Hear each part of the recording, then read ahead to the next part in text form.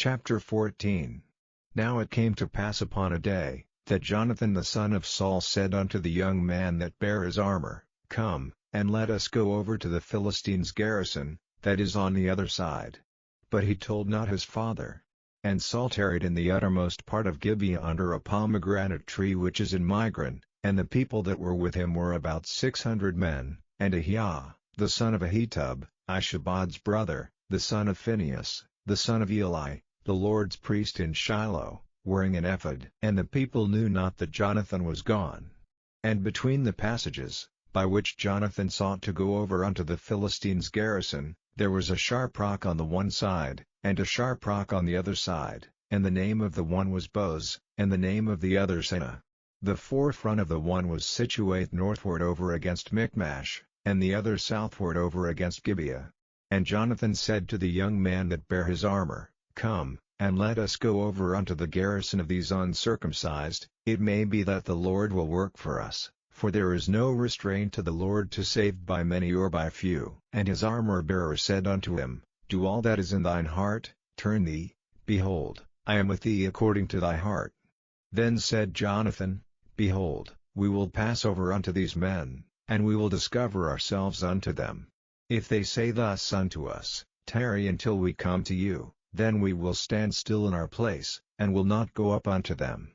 But if they say thus, Come up unto us, then we will go up, for the Lord hath delivered them into our hand, and this shall be a sign unto us. And both of them discovered themselves unto the garrison of the Philistines, and the Philistines said, Behold, the Hebrews come forth out of the holes where they had hid themselves.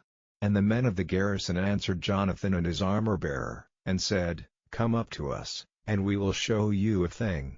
And Jonathan said unto his armor-bearer, Come up after me, for the Lord hath delivered them into the hand of Israel. And Jonathan climbed up upon his hands and upon his feet, and his armor-bearer after him, and they fell before Jonathan, and his armor-bearer slew after him. And that first slaughter, which Jonathan and his armor-bearer made, was about 20 men, within as it were an half acre of land, which a yoke of oxen might plow. And there was trembling in the host, in the field, and among all the people, the garrison, and the spoilers, they also trembled, and the earth quaked, so it was a very great trembling.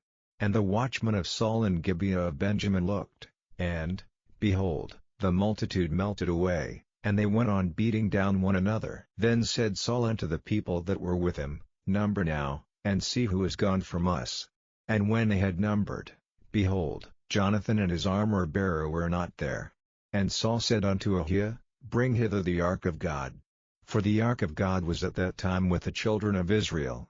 And it came to pass, while Saul talked unto the priest, that the noise that was in the host of the Philistines went on and increased. And Saul said unto the priest, Withdraw thine hand. And Saul and all the people that were with him assembled themselves, and they came to the battle, and, behold, every man's sword was against his fellow, and there was a very great discomfiture.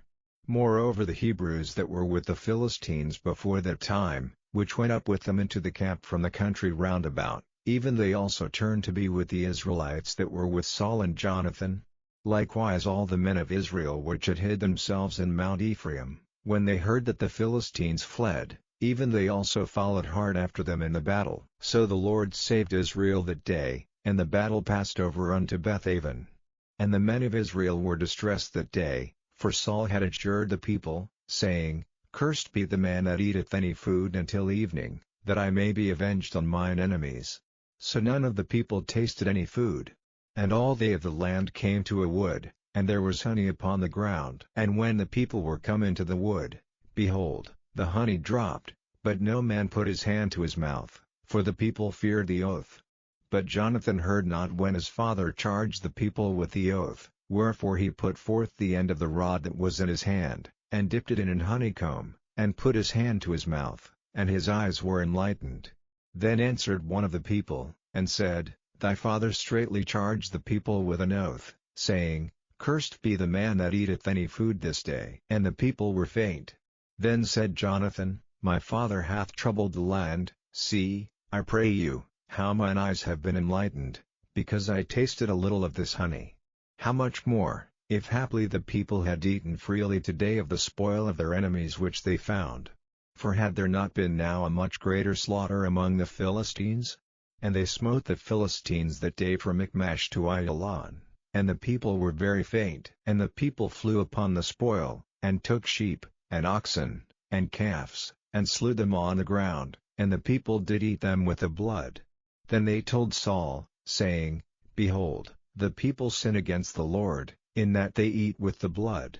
And he said, Ye have transgressed, roll a great stone unto me this day.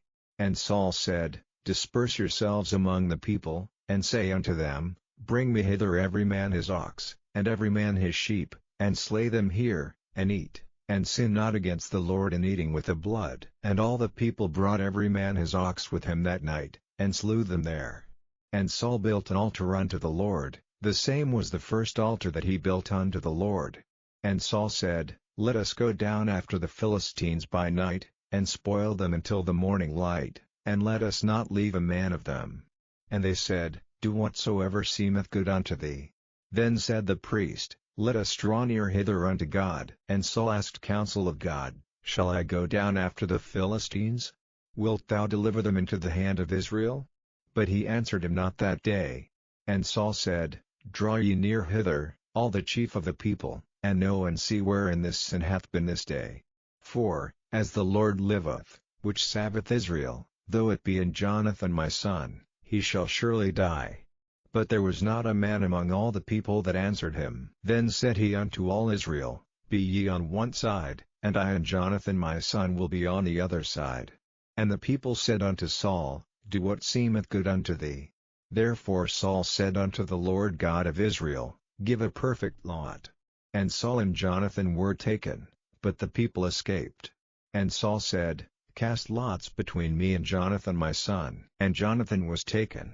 Then Saul said to Jonathan, Tell me what thou hast done.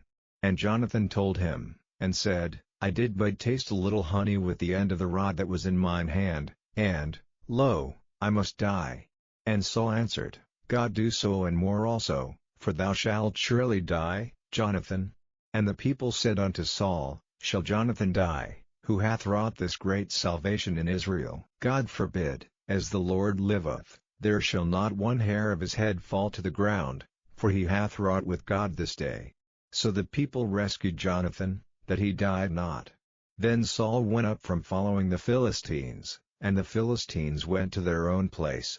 So Saul took the kingdom over Israel, and fought against all his enemies on every side, against Moab, and against the children of Ammon, and against Edom, and against the kings of Zobah, and against the Philistines, and whithersoever he turned himself, he vexed them. And he gathered an host, and smote the Amalekites, and delivered Israel out of the hands of them that spoiled them.